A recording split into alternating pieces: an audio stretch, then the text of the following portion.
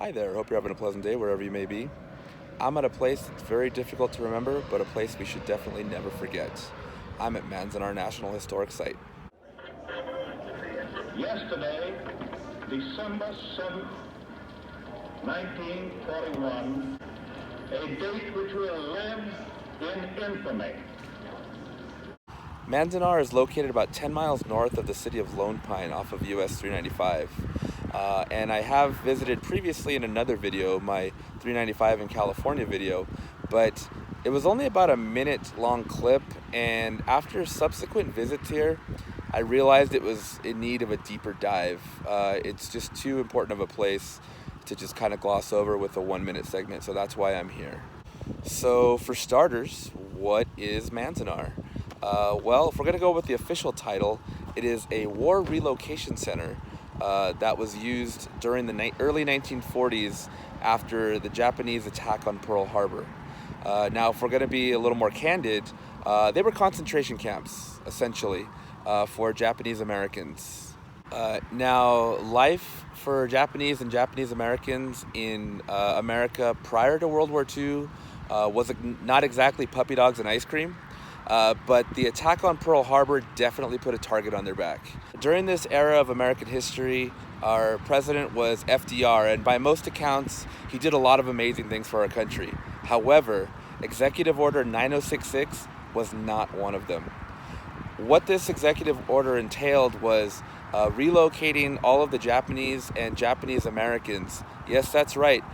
People that were born in this country and had no allegiance to Japan were moved to various war relocation centers across the western U.S.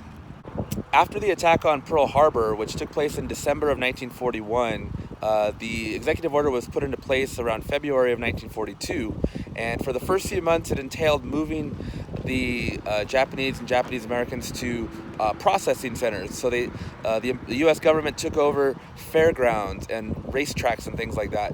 For those of us that live in the LA area, Santa Anita Park and the Pomona Fairgrounds were both used for these purposes.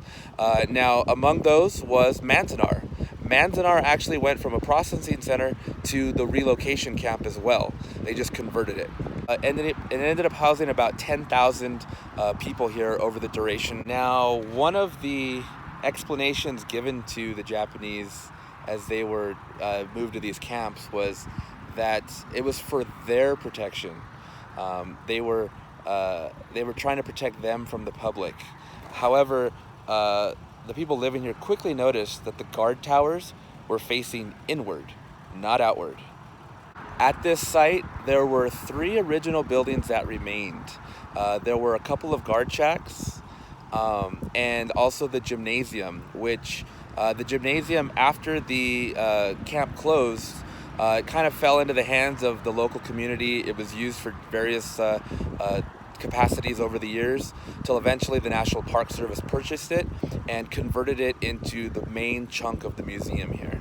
Part of the museum experience here is watching a 22-minute film about the life and times at Manzanar. Very informative, gets you off to a really good start before you start walking around. As you walk through the museum, you realize that this is largely a story of resilience. A lot of the hardships that they had to endure, the things they had to cope with, and what they did to take a very terrible situation and make it at least livable. Once you begin to walk around the museum, you're immediately confronted with the racial tensions of the era. There's really no other way to describe it other than racist. Some of the issues that are brought up in the museum, they're all very relatable, like just living conditions, what it was like to live in these barracks that were not built very well, actually. And given the nature of the area, the Owens Valley, which has prone to dust storms and just hot summers and cold winters, it was very difficult to live here. The barracks were fairly large in the sense that if your family was smaller than the amount of people it could fit, you were more than likely going to be thrown in with other strangers to fill up the capacity. Now, if you were a large enough family, you could fill up the whole thing and it would just be you guys, but that wasn't always the case.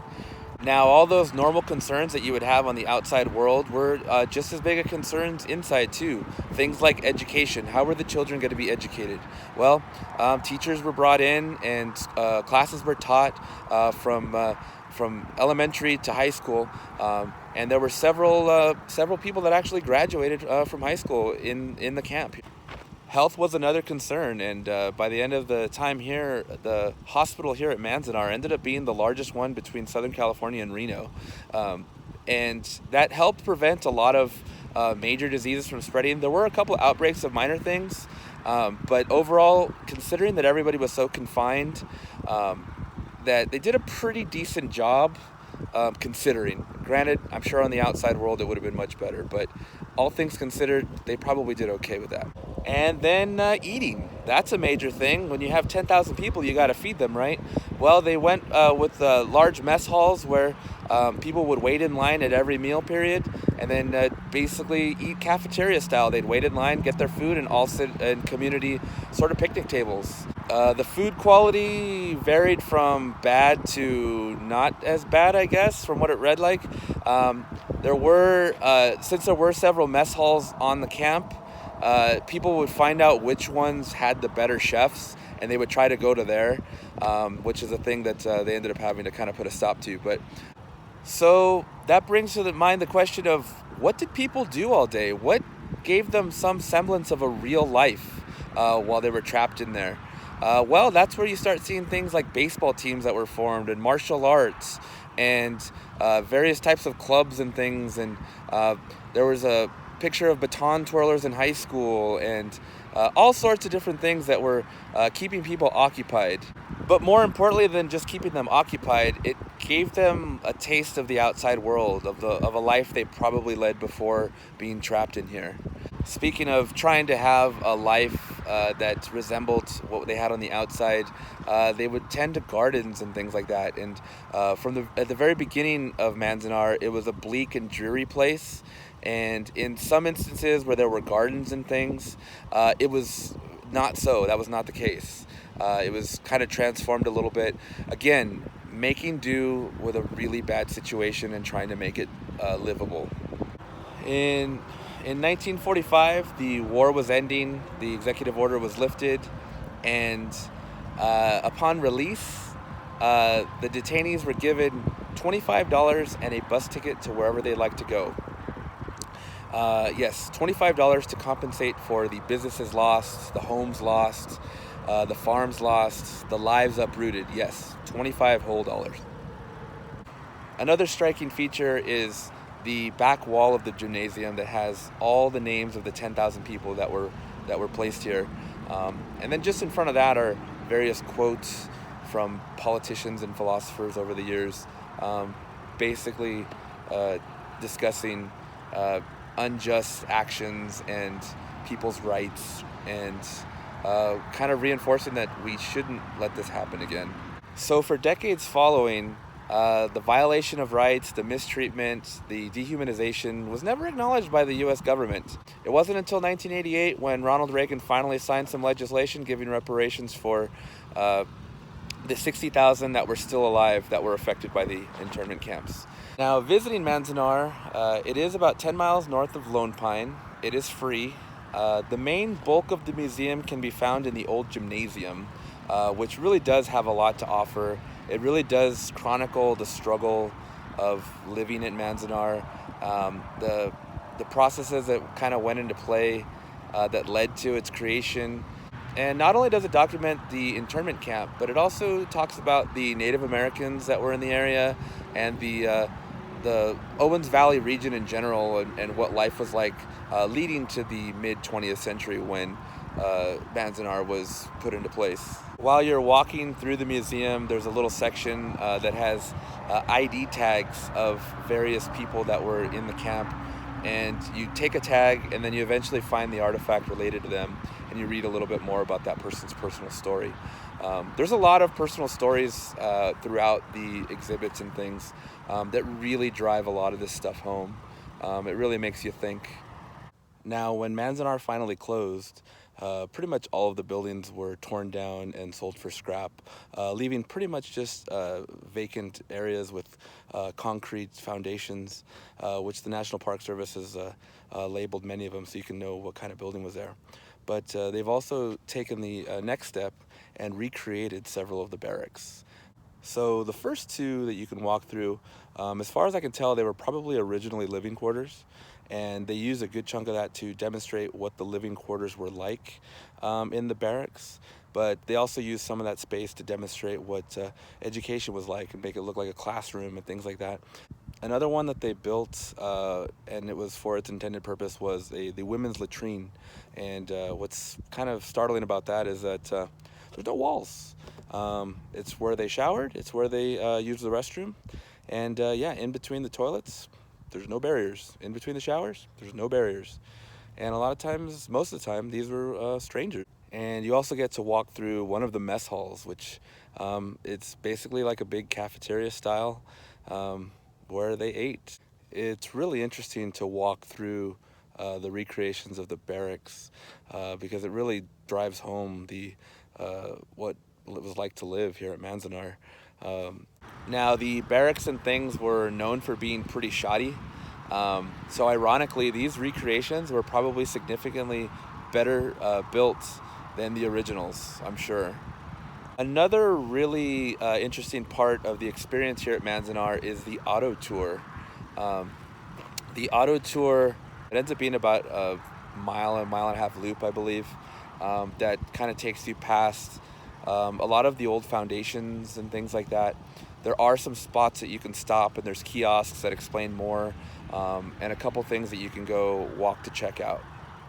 While on the auto tour, you can stop here at Merritt Park, which is a prime example of the resilience and just trying to make the best of a really bad situation here at Manzanar. This was a 1.5 acre park. There was once flowing water. There's little bridges. There was beautiful gardens. There was a gazebo. And it was just this little oasis here at the concentration camp. And for a while, you could kind of just forget where you were for a minute. Probably the main focus of the auto tour would be the cemetery and the obelisk that was constructed here. Now, during the time of Manzanar, 150 people died, but only 15 were actually interred here. Currently, only 6 of the 15 are still interred here. The rest were moved due to the family's requests. Now, in 1943, this obelisk was constructed by one of the members that lived here. With the help of 15-cent donations from families all across the encampment. The inscription reads, "Soul Consoling Tower," and over the years, it's become sort of a gathering place, and it also became sort of a rallying point for getting Manzanar recognized in a historic site status. Now, it's a beautiful monument set to a beautiful backdrop. That unfortunately was needed because of some ugliness. With that said, the story of Manzanar is a little more complex than what I offered you here today. There is more to the museum and more details that I obviously couldn't put in just a few minute long video. So that's why I would encourage you to come check it out. Well, that does it for this one. Thanks for joining me on this visit to Manzanar National Historic Site. I hope you found this informative, interesting, and hopefully it encouraged you to come visit. It's not that far from the LA area. It's very interesting, very worth a visit, very sobering. There's a quote often attributed to Mark Twain that says, "History doesn't repeat itself, but it does rhyme." So with that said, I guess I'll see you on the next one. Now, on a more personal note, I've had the opportunity to visit Manzanar a few times now, and my first visit in 2016 really didn't resonate. It felt a little distant. It felt like I was just turning the pages of a history book. But then I visited about a year later, and the political tides had sort of changed in the U.S., and it definitely resonated more that time. I felt like it was hitting us as a nation much closer to home. It was no longer distant. It felt very relevant. And with that said, if you're in the area, try to make this a part of your trip. It's really worth checking out, something that probably everyone should at least see and acknowledge, and recognize what happens when we kind of lose focus.